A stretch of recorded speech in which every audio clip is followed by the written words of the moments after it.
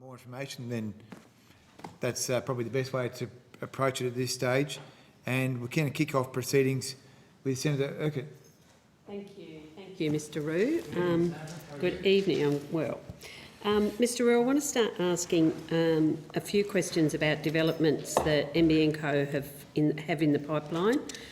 First off, can you confirm that NBN intends to launch a fixed wireless fair use policy in the second quarter of 2022? Mr. Williams? Senator, yes, that's correct, we do. Okay. Will this fair use policy be launched before or after the federal election? It's scheduled for, I want to say, late June, July, Senator, to be in the market. So it's probably after then, Yep. late June, July. And can you tell me what the fair use policy is? Yes, Senator. The fair use policy looks to optimise really the experience of fixed wireless customers. So what it'll do is identify customers who use above a particular threshold in a given month, which from memory, Senator, is 400 gigabytes down and 120 gigabytes up. I could be correct on that, but if you accept it, that's roughly I'm sure you'll come back and correct if that's not true. So that would deem a customer to be, a high user. Yep. So then the subsequent month, during times of high usage, non-time critical applications would be speed limited. Yes. So, for example, and there's 4 categories of applications, Senator. So, one would be streaming video, which from memory would be speed limited to 14 megabits per second. Peer-to-peer file transfers, and some of those gaming downloads, some of those non-time critical. Yeah. So the objective there is to minimise an impact to those high users, still enable them to download those kind of applications. But during those periods where other users are seeking to use real-time applications, it liberates additional capacity for those other users. So effectively, it's a sort of application that smart pipe carriers, internet service providers, retailers. It's the sort of techniques that would be employed quite widely across the industry. Yep. We felt that for our fixed wireless customers, it's a prudent way of managing customer experience to get the best for our customers in the fixed wireless network. So my understanding is that NBN Co intend to target specific internet applications during the busy periods, which I think you've sort of talked about. But can you just give me a little bit more information about what those applications are? Yes, Senator. So, as I mentioned, it would be 4 intensive application types. First, video streaming. Second, peer-to-peer file sharing. Third, software downloads and updates. And finally, gaming downloads and updates. Right. Okay. So we've identified a range of speeds that would apply, that download throughput thresholds would be reduced. So if you take the example of streaming video, 14 megabits per second, that's still, Senator, a good experience for streaming video, but it does mean that other users on that cell have access to more capability. And in the case of file sharing, 1 megabits per second down and up. In the case of software downloads, 3 megabits per second down, and gaming downloads, 5 megabits per second. Great. So can you confirm that NBN Co is currently offering rebates to retail service providers to re-sign customers who left NBN back on the SkyMaster Plus? I'd need to take on notice the specific timing of our, as to whether our retailer incentive is in place. But is that the intention? We certainly have done that, Senator, yes. And it's something I'm keen to pursue to ensure that customers have an opportunity to reappraise the opportunity to use the SkyMaster service that we've already installed. What types of customers would that target? Well, it would be customers who had Sky Muster Plus or had Sky Muster services, but no So longer have an all active. customers, not specifically businesses or anything like that? No, I know mostly businesses run off Sky Muster Plus. Well, it would be customers who were once active customers and are no longer active customers. Okay, so so all across the board. Yeah. Yep. Is NBN Co making this rebate available because some households and businesses in regional Australia have begun disconnecting their Sky Muster service? Sky Muster service is 5 or 6 years old, Senator, and we have all of our technologies have customers who, customers move, customers reappraise. Say again, sorry? Do they give you a reason why? Do you know the reason why? Well, we don't have that direct relationship with the customer, so we garner feedback from retailers from time to time. So it is a vexed area, Senator, because it could be a premises that no longer has anybody living in it. Okay. Yeah. And from our point of view, the ability to distinguish between that kind of circumstance and someone who's perhaps decided to take their broadband custom elsewhere, it's not something that we have a precise line of sight of. No, you don't see that yet. On the 21st of December, Sky Muster experienced a significant outage, which initially took 1 in every 3 satellite users offline. I understand that you've completed an investigation. Can you tell me what caused the outage? Yes, Senator, and first and foremost, not our finest hour. And our thoughts go out to the customers, around about 600 customers who had their service impacted for a period of up to 6 weeks. And it might sound trite to say, but service interruptions and managing networks is part and parcel of being a service provider. But this kind of outage deserves the classification of being unprecedented. When I quoted the numbers 1 in 3, how many is the total of that? I'm sorry, Senator, what's the total? So I said the outage took out roughly 1 in every 3 satellite users offline. Okay. So I think it'd be worthy of me spelling out the sequence of events. Yeah, sorry, okay. Because it was a complex and as I say, and I don't use the word lightly, an unprecedented series of events. Okay, just walk me through what the outage and was. if you don't mind, Senator, I've got some notes here. So it was at 8:30 on the 21st of December. Optus, who they effectively fly our satellites, confirmed an off-orbit condition of our second satellite, which we call a 1B satellite. Root cause analysis of why that happened, our satellite vendor Maxar has delivered their PIR, their post-incident review, and it cannot be 100% characterised as this, but with all the evidence points to a micrometeorite that impacted the satellite. Right. So what that did was it effectively makes the satellite's body rotate whilst it remains in its orbit. So the satellite is no longer pointing at the appropriate spot on Earth.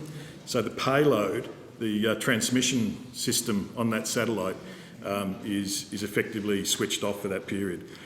Now that impacted about 46,500 customers. The satellite was able to find Earth again, and it's one thing that it does that. You say it's not rocket science, Senator. Well, this is rocket science. It found Earth. It recovered. The testing regime that's undertaken meant that those customers were out for a period of about 7 hours. Right, okay. So that took it through to about 3:20 a.m. on the 22nd of December. And the satellite's got, it's got some actually optical recognition that saw some meteorite activity. So we're pretty confident that was the cause of that 7-hour outage that impacted, Senator, 46,500 out of about 112,000 satellite customers. Okay, yep. But then, subsequent to that event, the impact of those customers coming back online meant that, the major issue, frankly, was for 573 customers, so about 600 customers. And they were off for about another fortnight, They were off for about 2 weeks. Yep. Yeah. So the issue was found to be caused by missing parameters in a configuration file for the customer premises devices. So the boxes that NBN puts in the customer's home, they get parameters from the network, and those parameters were missing. Essentially, some systems in the network had those parameters, and effectively knew that service was there, and other network elements didn't believe that service was there. Okay, so it couldn't pick it up. It couldn't pick it up effectively. Right, okay. So it meant that, and frankly, it took us, there was a course of action, 3 times a day updates, that kind of thing, but it took quite a long time actually to delve into what was wrong and how you could recover. Okay. In the meantime, we had a few theories. We were mobilising people off annual leave to potentially do 600 truck rolls into the bush. Yeah. Fortunately, we were able to recover with effectively manual intervention. Right. So since then, you'd say, well, what caused that? Yeah. There's essentially a system that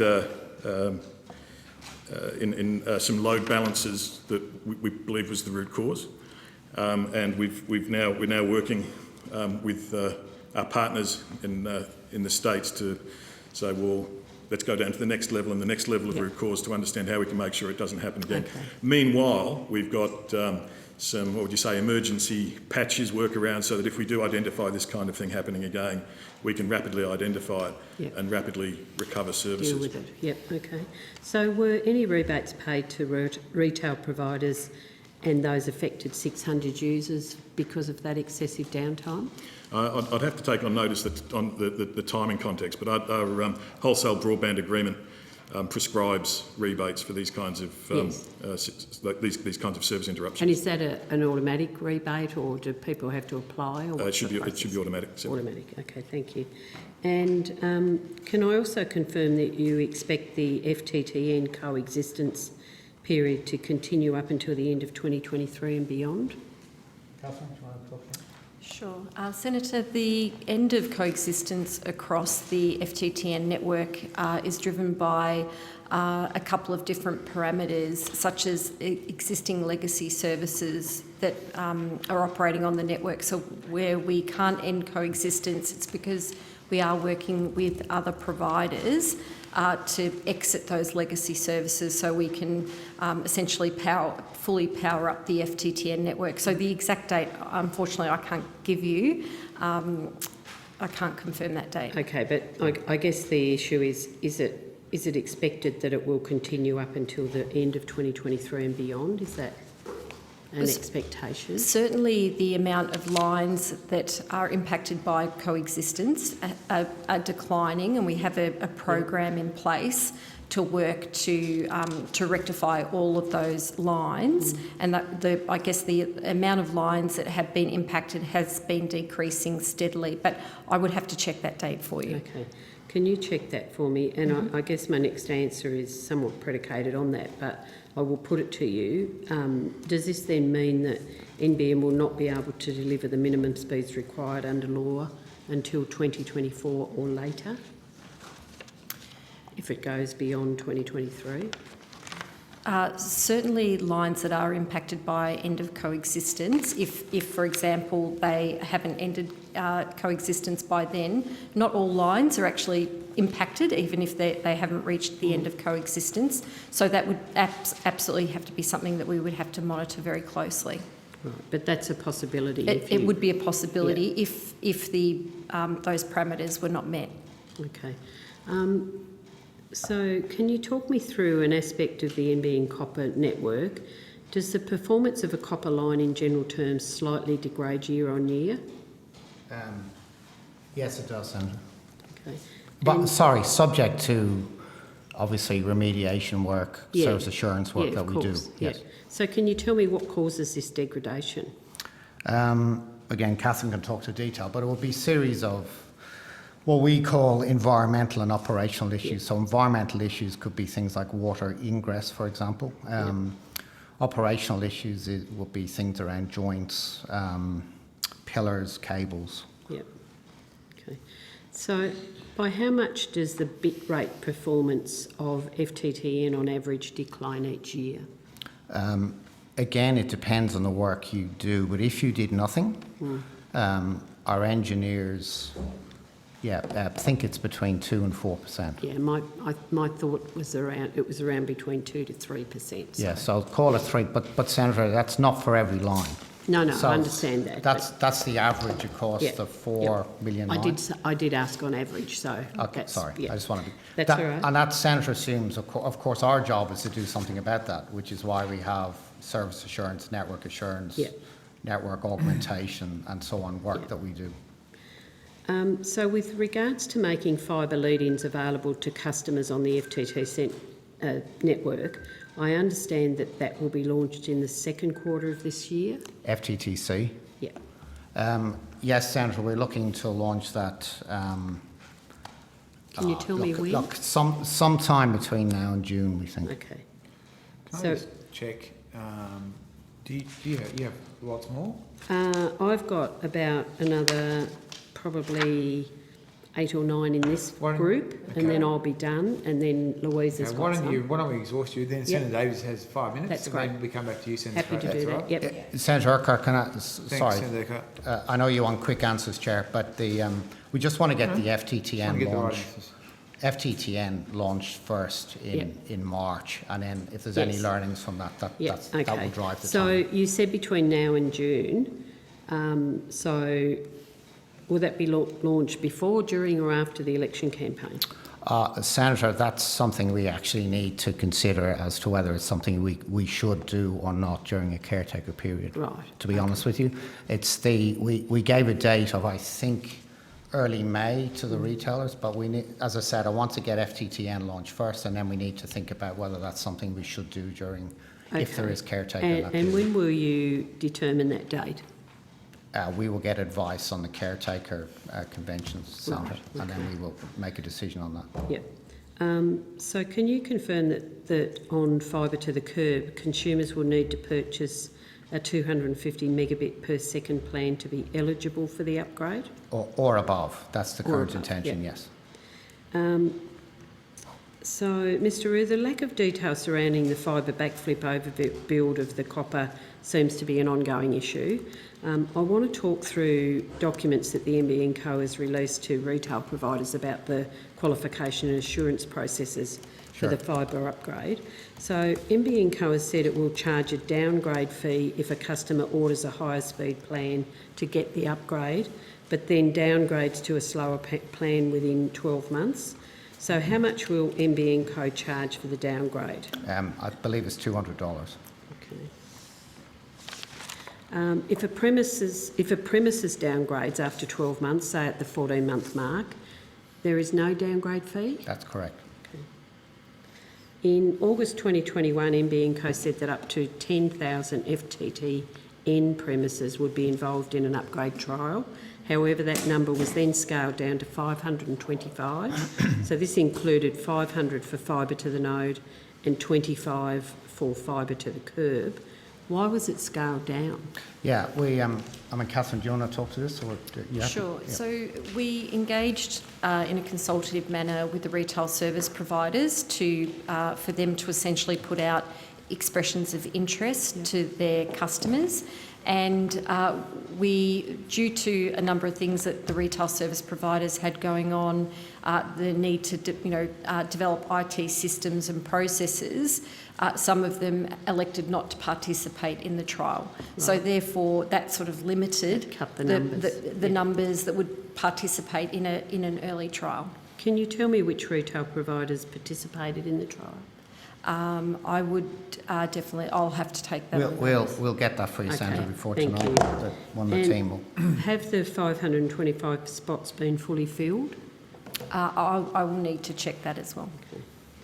And so, as of right now, how many premises have actually been connected to full fibre lead-in since the copper backflip was announced by Minister Fletcher? We're currently going through a trial period, Senator. We're going to launch in March with around about 50,000 premises, and then we'll be connecting from then. Okay. So there's probably a couple that's gone through the actual process. Yeah. But I think your question is really more about the actual sales of those additional Yeah, services. so That will there's a stop. couple that have actually been connected to that full fibre leading. That's what we call business readiness test. So all that does is test the processes between ourselves, the retailers. So I think, I don't really think that's what you're asking. No. The answer to your question is we'd be launching that in March, Yes, okay. the end of March. So as of now, no premises actually have... Other than the business readiness, a couple of premises, Senator. As I said, what we have is 1 million premises in design. We've 540,000 premises approximately being actually built at the moment, and we will be releasing 50,000 for sale at the end of March, and then it will accelerate from there. Yeah, okay. So how much is it costing to build a fibre leading? We haven't yet built a fibre leading yet, Sandra, but you would expect... How much is it going to cost? We would expect a number that is less than $1,500 on average, but it will vary depending. That's again, we're back to averages. So some will be much cheaper than that, some may be more expensive than that. So if the downgrade fee is $200 within 12 months, how do you then recover your costs? Well, Sandra, what our concern was clearly that people would upgrade to get a fibre service and then would go back to a lower speed. So what this just attempts to do is put a disincentive in place for people to do that. So if people really want... Now, what the retailer does with that fee is up to the retailer, of course. But what we really wanted was people who were taking a service who would then be providing additional revenue to obviously to NBN to compensate for the additional spend. What physical work was required to integrate the lead-in over the FTTC network? Back to FTTC. Catherine can talk to that at length. So, Senator, do you mean to move from FTTC to FTTP? Yeah, so what sort of physical work's required? Yeah, so essentially it is splitting out the fibre in the pit, so where the DPU is, the distribution point for the existing FTTC network, splitting out the fibre, creating a joint, if you like, and connecting the fibre lead-in from that pit through the leading conduit into the home. Right, okay. And how long would... I mean, I know it's difficult to say, but what would be the length of time for each of that, for each premise to do that? It actually depends. The construction trials that we are running at the moment is the focus of the construction trials is to, under all conditions where possible, is to use the existing leading conduit. So that drives both efficiency from both a time and a cost perspective. So we've been trialling a lot of different innovative ways to do things like potholing and the ways that we actually flush the leading conduit. So where previously, some of the obstacles that we encountered under the previous brownfields FTTP rollout, we've taken those learnings and really looked at how we could take those into the new FTTC to FTTP and FTTN to FTTP, and we're trialling a lot of those construction practices at the moment. So the answer is, in relation to time and cost, it really, the biggest determiner there is whether we can use the existing lead-in, and that's what we're endeavouring to do, rather than install a new lead-in conduit. Okay. And more broadly, on a national level, as part of the copper-back flick, how many homes has the local fibre distribution network passed to date? Noting that the lead-in has not been constructed. We're actually constructing, we are currently building 540,000 premises. They haven't all passed though yet, Sandra, but they're actually physical work being conducted. And we have a million premises that are actually passed through in the design stage. Yeah, okay. That's all I have in my group. Thanks. Senator Pratt, you still have questions? Yes, and Senator Chisholm's got some. A couple more brackets, yep. All right, well, we might keep going with you and then. Senator David, you happy to hang around? I'm happy to. Okay. All right, I'm happy to listen to your dulcet tones. Who wants to go first? Well, I'll finish, so you have to listen to Senator Pratt now. Senator Pratt? Yep. Thank you very much. Just do 10 minutes. 122. Yeah, great. Mr. Roux, the Liberals first promised to deliver NBN for $29.5 billion. with minimum speeds by 2016. We've been through this discussion many times. It became 41 in 2020, 49 billion, then 51 and now 57 billion. At each point along the way, both the government and NBN co-executives willfully misled the Australian public about the cost of deploying fibre.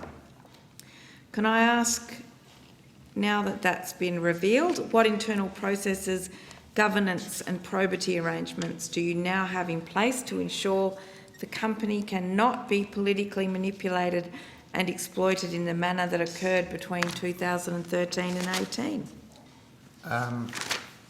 Senator, firstly, the plans that the company put forward, which I can only talk to what I was involved with in 2015 corporate plan, talked about building out a network between 46 and 56 billion and targeting 49 billion.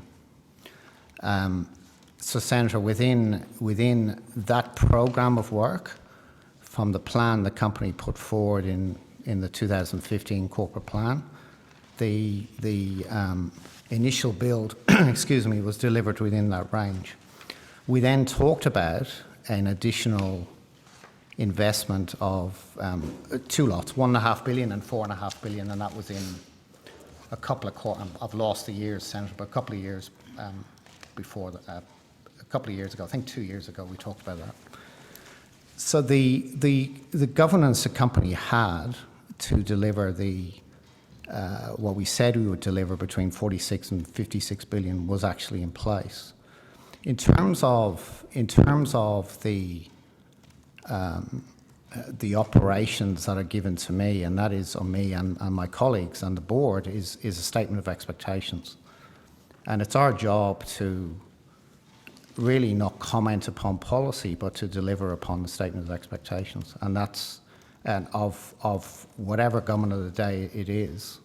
Well, that's not what happened, though, because your costs escalated at the same time as the government was using you and using your evidence to say that Labor's alternative plans were to deploy fibre were too expensive. Well, Senator, I can only talk to what the company was given a statement of expectations to build a network at least as quick as possible, at least cost to taxpayers. We now have a new statement of expectations, of course, and our job was to deliver upon that. And we built a plan, as I said, in 2015, to build upon what the government of the day asked us to do, and we said it would take us to 2020, and it will be done between 46 and 56 billion, Senator. Any political commentary does not come from the company.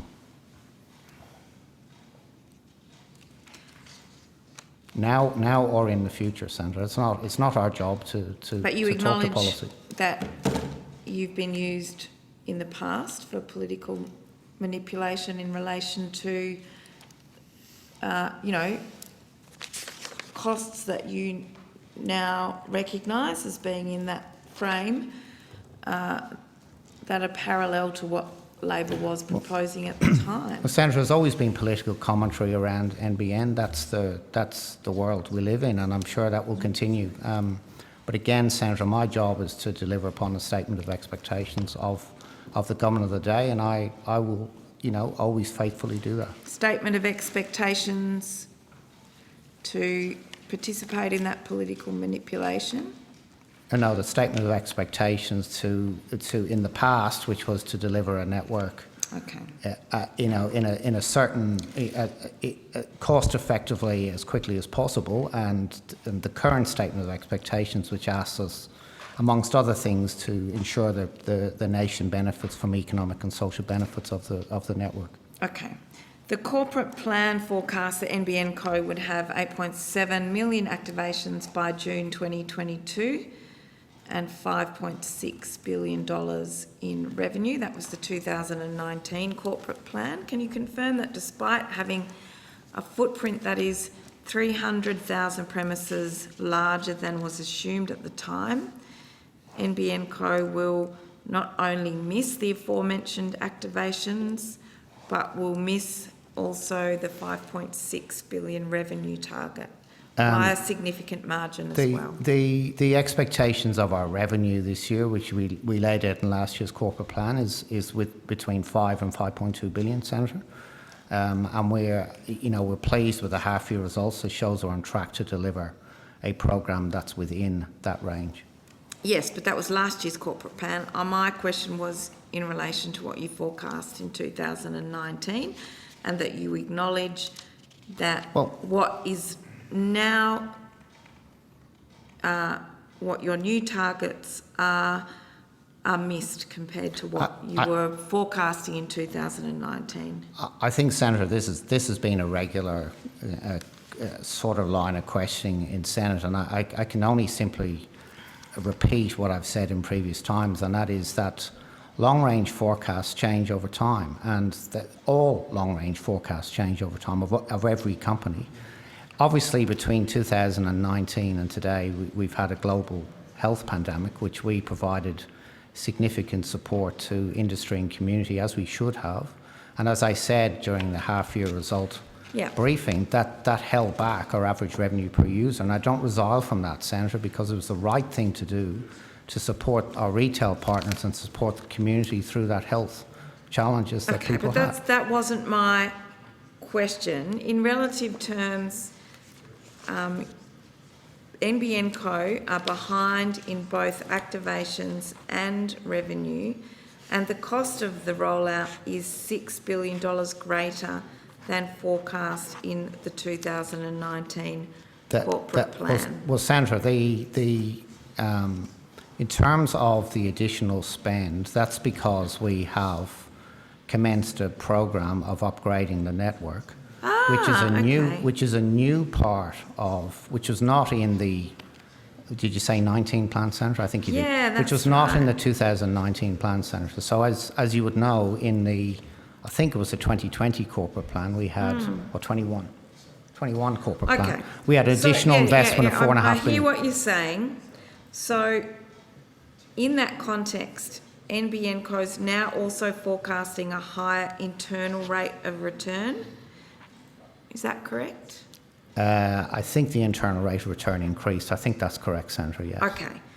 So it appears to me that you're now basing that assumption of a greater return, given the change in those other parameters, can only be based on assumptions about demand for high speeds and the enterprise revenues attached to that. Is that correct? The additional investment in the network was proposed because it has it was proposed for consumers as much as anything, but also because it has a positive return on investment. And that positive return on investment is greater than the original internal rate of return, which is why you end up with an increase in the overall IRR, as we call it. And what enables that? Is it full fibre connectivity? It's the ability of consumers on demand to order higher speed tiers, yes. Okay. But to get those higher speeds, you need that full fibre connectivity. To get, certainly there, not on the HFC network, Senator, but on the copper-related networks, yes. That's right, and this is what Labor has been arguing all along, that the government spent many years between 2013 and 2018 refuting with the assistance of NBN Co. Well, only Sandra, for us to arrive in that exact same place. Well, Sandra, I'm not, if you're asking me to comment on government policy, I can't do that, and it's not my position to do so. Okay. I think you're asking me to do that, and that's not my job. Can you provide an update as to where NBN Co is up to in relation to its special access undertaking? Yes, certainly, Sandra. So we've been through a period of several months of discussing with the industry, the ACCC, and in what was called an ACCC industry working group, and That took place for several months. That first phase is over. It finished in December 21 with the publication of the ACCC Summary of Discussions and NBN's response to those issues raised. I would expect, Senator, in the next few weeks, we formally lodge a revised special access undertaking proposal with supporting material. I would expect the ACCC will then consult on that variation, as I understand is required by legislation, actually. And I would expect them, therefore, to issue a consultation paper and provide a timeline for the process.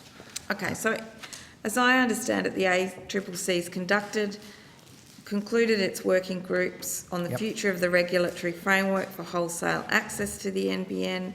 On December 22nd last year, the ACCC published a report summarising those matters and the positions that were reached by the working groups, and the overall conclusion reached was that the NBN should move to a similar regulatory framework to that used for established utility businesses now that it has completed its rollout and is fully operational. Do you agree with that conclusion? Well, certainly I think the regulatory framework you're talking about is what's called a weighted average price cap, and that essentially is where you have regulated revenue. If you know your demand, and a lot of the utilities you're talking about, energy, water, for example, know their demand. The challenge for us is that we operate within a competitive environment, but there is alternative ability for people to access a internet service that isn't NBN. And that's the case for some other utilities, though, too, is it not? Well, typically the regulation that we'd be talking about has a very clear demand, and certainly the demand for NBN services in both terms of number of subscribers on the network and the capacity that they will use is relatively uncertain over the next few years. It can't be predicted with certainty. What we have done in our proposal back, though, is suggested that there could be a process in place to consult on a movement towards that framework that you're talking about, but over a longer period of time than just next year. It's no secret that the marginal cost of supporting data growth on the fixed NBN network is materially less than the marginal revenue NBN Co earns from CVC growth. How do you reconcile the fact that with the practicalities of regulatory pricing framework for utility businesses, in what ways do you see the comparison as useful, and in what ways is it problematic? Yeah, I mean this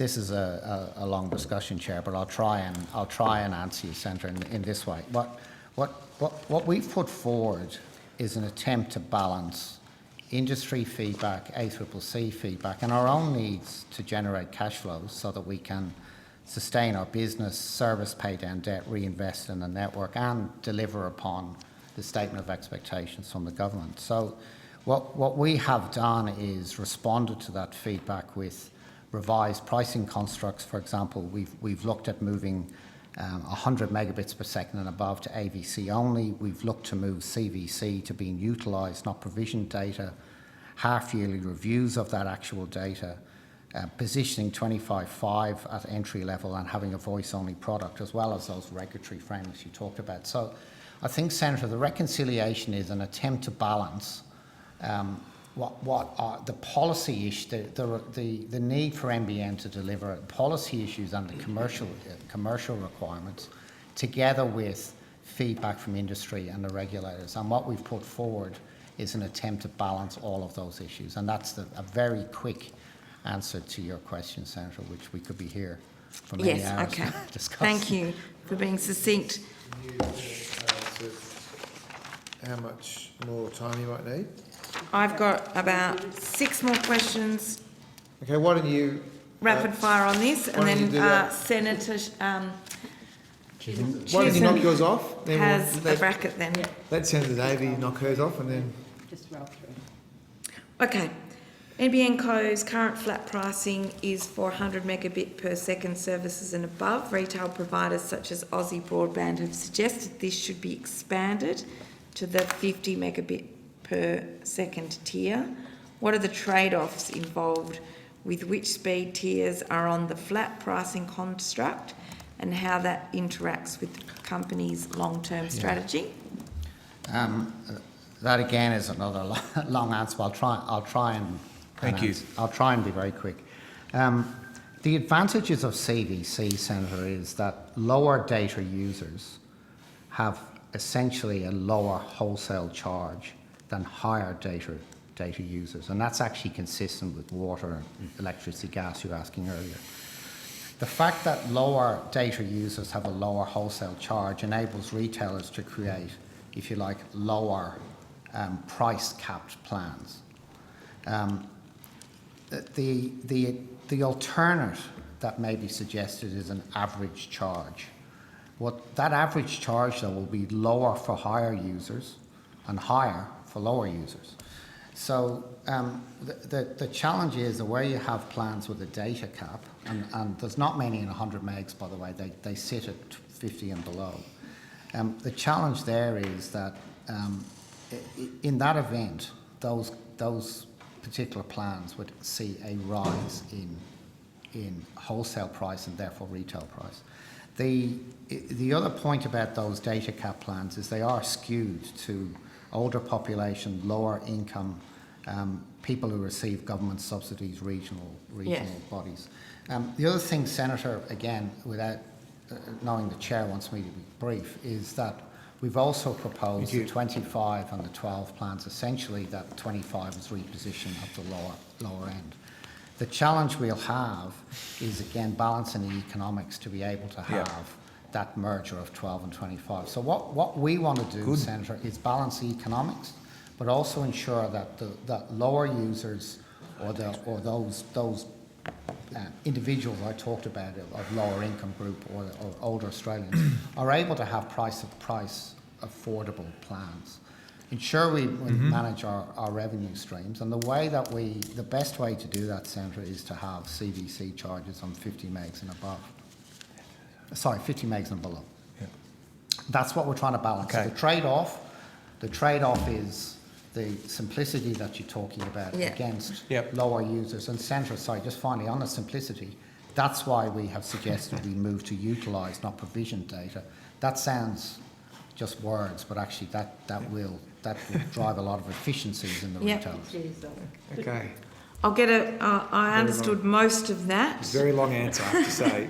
It's a very complex question. I understand that, but the NBN SAU working group response paper in December, the company proposed a flat AVC pricing structure for speed tiers that were 100 megabits per second and above. Yeah. And it said for AVC only offers, NBN is proposing an annual price control of CPI plus 3%. Then says AVC only offers represent a transformational shift in the design and structure of the pricing model. Typically, NBN would introduce the test the demand and revenue impacts of such a shift through introduction of discounts. However, NBN recognises the desire expressed by retail providers, including in the working group discussion, for greater certainty in wholesale pricing, and accordingly NBN is proposing to commit to introducing these offers. Given, and then it goes on to say, NBN considers that an X of 3% for the first regulatory cycle is appropriate for AVC only offers, as it provides NBN with an appropriate degree of flexibility to address the demand side risk faced by NBN in connection with these offers. So, given all of that, didn't you in effect declare that you're prepared to take on the demand side risk when the government announced its copper backflip in September of 2020? No, I don't think that's right, Senator. The demand risk still is very apparent at this stage of NBN when we face competition. And until we get to, we think we're several years away from actually having some certainty on that demand risk. So Although I don't think that's quite correct. get that in the context that you're saying, what you said earlier, that you're forecasting that higher rate of return because of full fibre connectivity. Yes, but that's not the same as not taking on a demand risk. We are not forecasting that we have 100% penetration. We still will have competition against the Senator, and that demand risk requires what basically it says is that this is the amount of revenue that the regulators allows you to earn. This is what you forecast your users will be. Okay. A divided by B equals the price. It's We very don't hard for me to believe we're get in one that over position. you, Mr. Rue, but I can see... We don't believe we're in that position. You're very good, though, Senator Pratt. We're just going to let Senator Davey now just ask her. I've just got We've got three, three more really and good then ones. I'm done. Yeah. What does CPI plus 3% mean in practice? Do you have the flexibility to increase prices by 6.5% every year at the wholesale level? Is that what that means? What we will do is test the market, Senator. It's a user or loser, if you like. So in the extent that it's not there, or we're not able to sell services at that, or the retailers and us are not able to sell, or the retailers are not able to sell services based on that wholesale, we would adjust the prices, Senator. So it really enables us to test what actually is the propensity to pay. How much Australians are prepared to pay for these But that, services? Senator, is what we will see. Is that the price flexibility being sought for an individual speed tier, or is the flexibility for a weighted average of prices across speed tiers? We're talking about that plus 3% of the 100 AVC, Senator. Okay. So just to be clear, and this is my last question, I hope, is NBN Co suggesting that the implied revenue growth within the current AVC/CVC construct is 6.5% a year, and that if the company moved to a flat access fee structure, that this is the type of change required in the SAU to make it work? No, we're talking about the first regulatory period. So that's CPI plus 3%. It's the first regulatory period, which is just 2 years, Senator. It's only for the 100 megabit speed. It's not for the bundles below that. And depending upon the market demand will determine actually the prices that are charged. Thank you. Thank you, Senator Pratt. Your questions are very, very good, very probing. Jeez, I'm really Senator, smart on these I issues, know. clearly, but I've also got people that write very good questions. Cheers, Senator Chisholm. Do you want to do yours? Sure, happy to. Sorry, Senator Davey. Poor Senator Davey. All right, and just to shake things up a bit, I've only got a few questions. I just want to, we heard earlier today from the department about regional communications and the regional connectivity program that we have rolled out, that has come about because the mobile black spot program is reaching the end of its life. Yep. NBN don't deal in mobiles, but you do deal in connectivity. Yep. How much involvement have you had with the regional connectivity program, Right. and what potential is there? This is Gavin's bread and butter. Yeah, thank you, Senator. So I'll Chair, try and give the brief version. So two regional connectivity programs. We were delighted to participate in the first one, and we were successful in gaining co-investment funding to effectively develop the infrastructure for 18 communities. I could rattle them off, but they include Alpha in Queensland, Woodner in South Australia, these kind of things. So in both of those cases, they were towns that were mapped for a Sky Muster satellite, and as a consequence of the regional connectivity program, combined with some investment from co-investment from NBN, and in some cases, in fact both of those cases, investment from councils directly or with and through state governments. So that's regional connectivity program number one.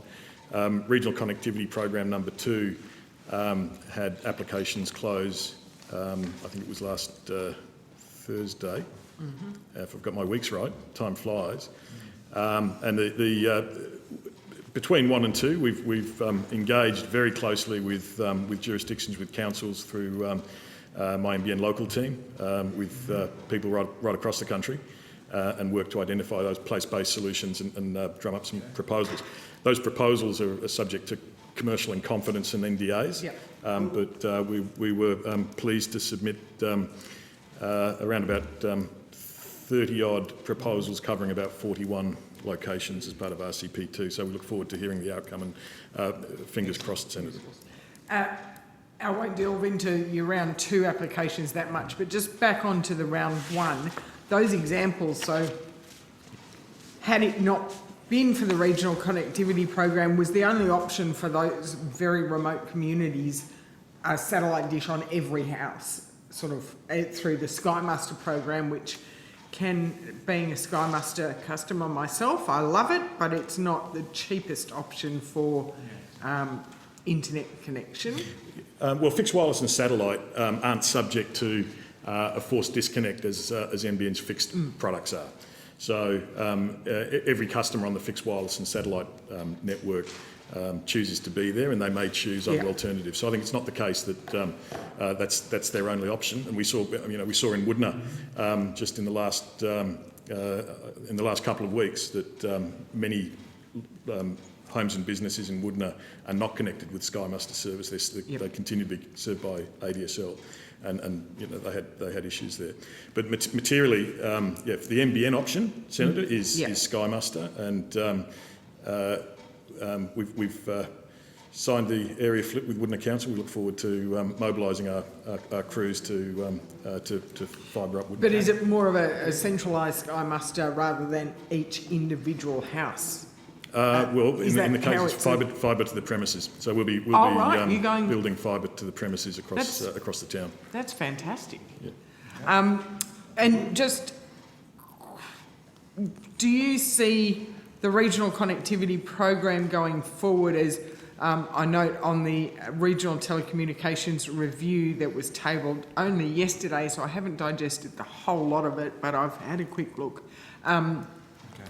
One of the recommendations is to enhance NBN Co's regional fixed wireless and Sky Muster services. Do you see the regional connectivity program fitting in with that so that it is more fit for location than just a sort of a blanket product that's offered across the spectrum that might not necessarily be right for some areas? Well, I mean, the regional connectivity program is one vehicle, and there's other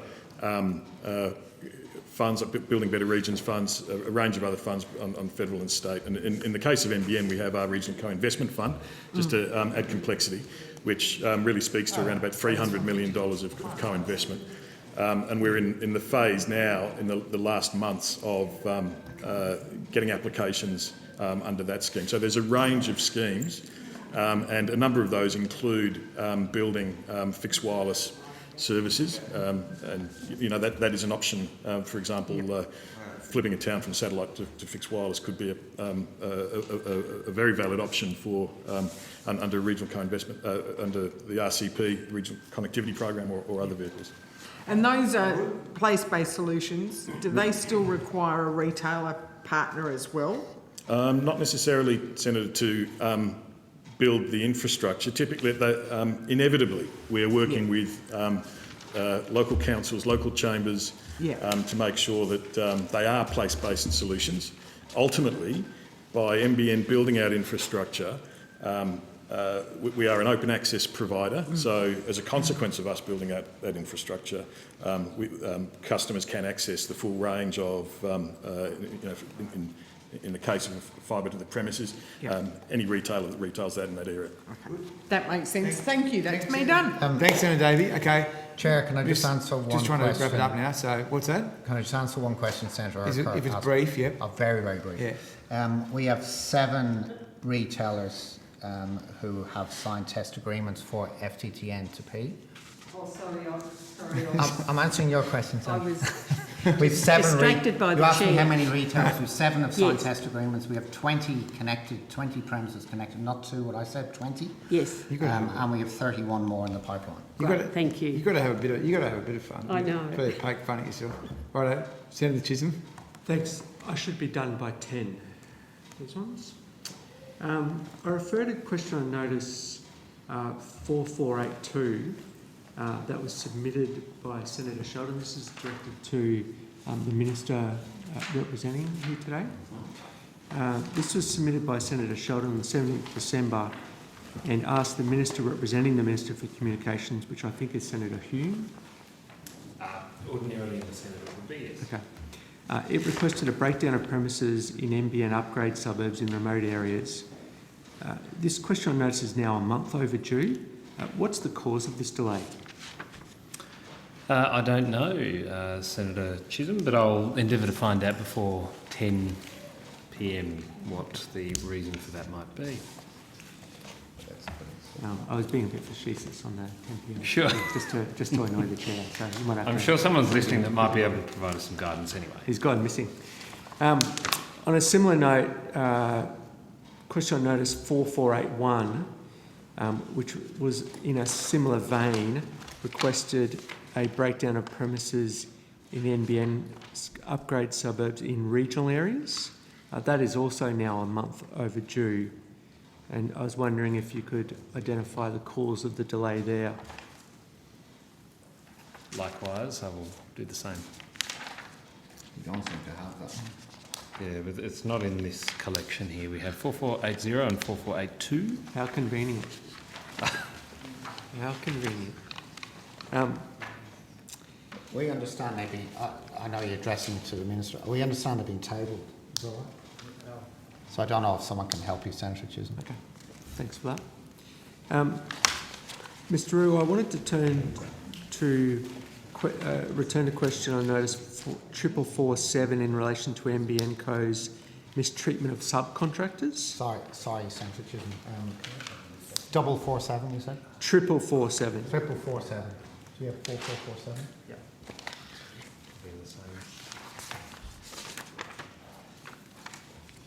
That's also addressed to the Minister of Communications. Yep.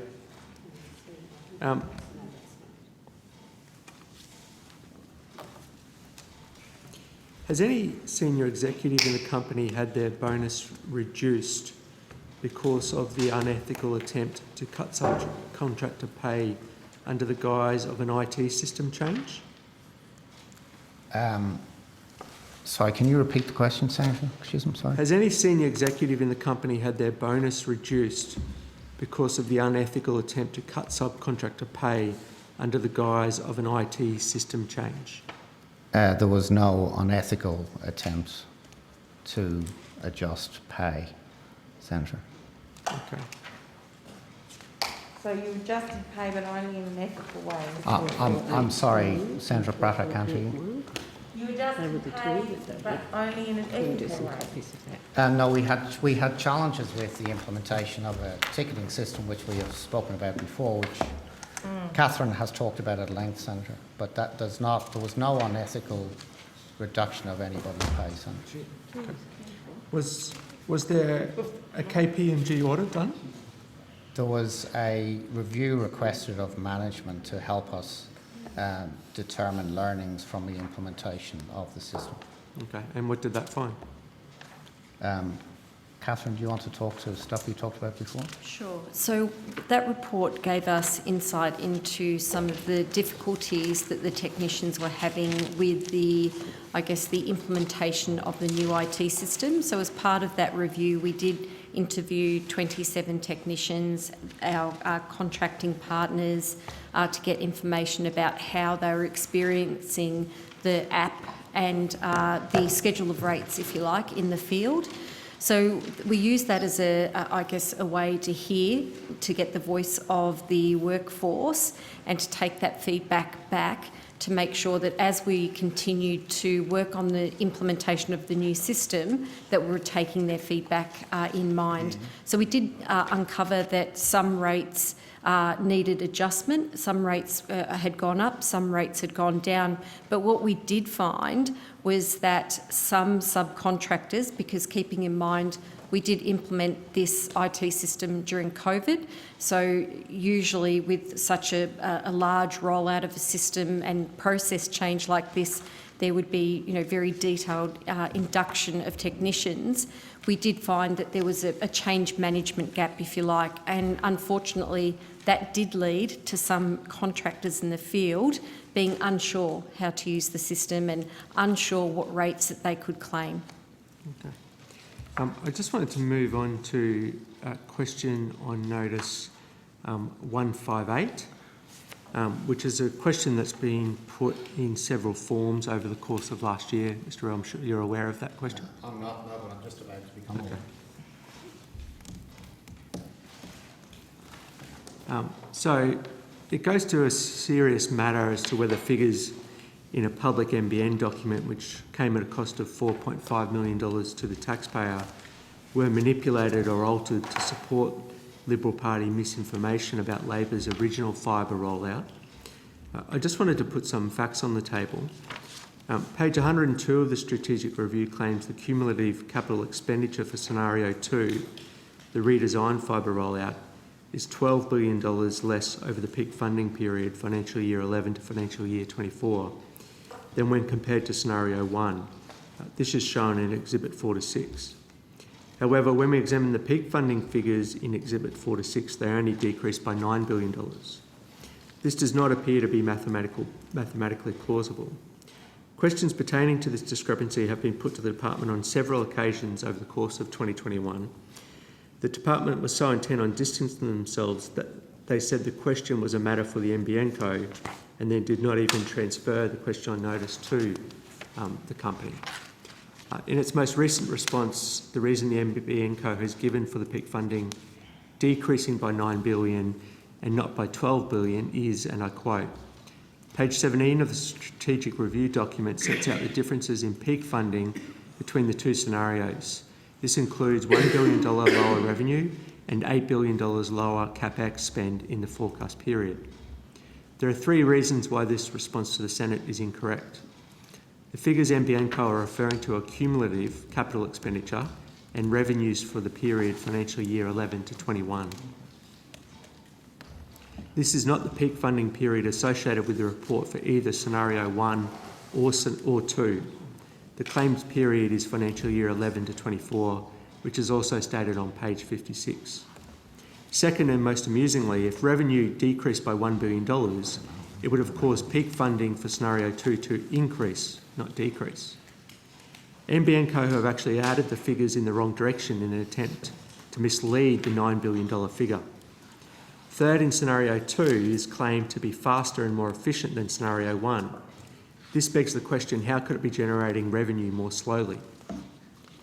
The reason the NBN Co's inability to explain the discrepancy matters is because it suggests the key tables on page 17 and 102 of the NBN Strategic Review were not only incorrect, but manually altered for political purposes. If this occurred with the knowledge of NBN Co executives at the time, it would raise serious questions. I note that if such activity took place in a private company, it would have potential to be captured by the Corporations Act. Mr. Rue, this is not an issue we are going to let go. If standards of public governance are to improve, then lies and the potential manipulation of taxpayer-funded reports for political purposes have to be identified and called out. I'll note for the Hansard record that you were not an employee of NBN Co at the time, and therefore these matters do not reflect on you. Nonetheless, Labor senators are going to lodge this question on notice again and seek NBN Co's explanation of the discrepancy. We will be requesting that you or the Chief Financial Officer take personal responsibility for reviewing the response. If the NBN Co aren't able to explain the discrepancy, the question on notice response should clearly state that to be the case. The response cannot make numbers up in the hope that this will go away, as we will not let up on it. So you want to take that on notice? Is that a, sorry, Senator, is that a question? What was the question? We're saying that we're going to take it on. Oh, I see, Senator, sure. Put it on notice. It's a serious question. I think you should take it on notice. If you want to say something now, it's up to you. Oh, Senator, as Senator Stan, thank you for pointing that out. Take it on notice. No, I wasn't an employee at the time. Take so it on notice then. Let me. We'll also put a quote on the... Take it on notice, and the senators will put it in the quorum. So Oh, I see. just take it on notice. Yeah, I'll take it on notice. Yeah, Thank okay. you. We Got will it. put in another quote. Thank you, Chair. Senator Chisholm, That's it. done? We are done. Okay, you are... Any answers? I'd just like to thank very sincerely all the staff in the Parliament that I know you want to say something. I just want to thank people properly first, all the Hansard people, everyone else Yeah. who's made this possible. I know it's obviously been a more difficult time than it usually is to set the building up. People are working, long and irregular hours, so I just want to thank everyone very much for their time, and also to thank the other senators. Tried to conduct this in a pretty collegiate way, and hopefully have done our job as a House of Review. So before we go, though, you want to make a statement, Minister? Just to cover off on two things that were raised there, those answers to the questions you asked about 4429, 4447, 4478 through to 4491 have all been tabled. Responses to those, just FYI.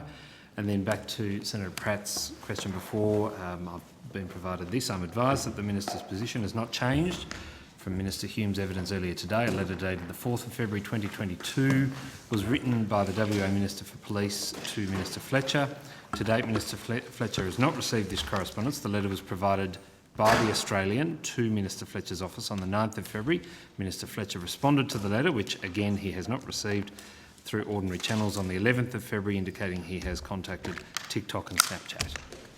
Thank you very much. And the hearing is closed. Well done. Thanks.